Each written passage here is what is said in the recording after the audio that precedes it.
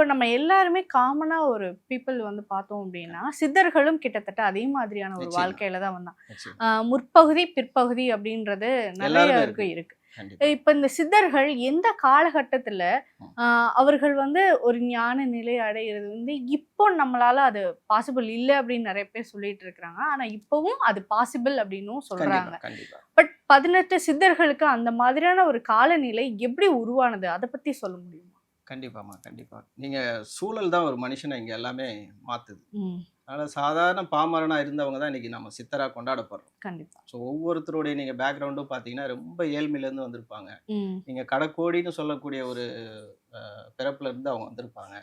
அவங்களுக்கு எங்க பிறக்கிறோன்றது முக்கியம் இல்ல. அவங்களுடைய அறிவாற்றல் தான் முக்கியம். ம்.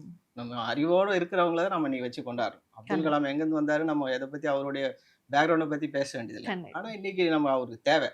நாட்டுக்கு தேவை அவர கொண்டாடுறோம். அந்த மாரி தான் இந்த சித்தர்களுடைய அடிப்படை வந்து எங்கேருந்து வந்து நம்ம அதாவது மூலத்த பார்க்காதன்னு சொல்லுவாங்க.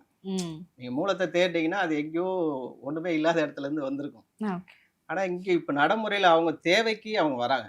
இது பிரபஞ்சம் தான் தேர்ந்தெடுக்குது. ஒரு மனிதன வந்து ஆற்றல் மிக்கவனா ஆக்கணும் அப்டின்னா, அந்த மனிதன் வந்து இயற்கையை நேசிக்கிறான். ம். இயற்கையினுடைய அந்த தேடுதலுக்கு அவன் ஒத்துழைப்பு குடுக்குறதுனால, அந்த இயற்கை அவன முன்ன கொண்டு வருது. அந்த இயற்கைய முன்ன கொண்டு வரும்போது, நம்ம எல்லாரும் ஒரு புரிதல்ல இருக்கும்போது, இவரு ஒரு வேற ஒரு கான்செப்ட்ல இருக்காருனால, அவர உச்சத்துல வைக்கிறோம். ஓகே. ஆமா. அப்படிதான் சித்தர்கள் வந்து முன்ன ஒரு விஷயத்த கொண்டு வராங்க.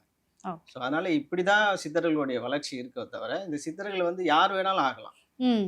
நீங்களும் ஆகலாம், நானும் ஆகலாம். நான் முயற்சிக்கல, நீங்க முயற்சிச்சுக்கிறீங்க. ஓகே. அதுதான் வித்தியாசம். அதுதான் இங்க வித்தியாசம். ஓகே.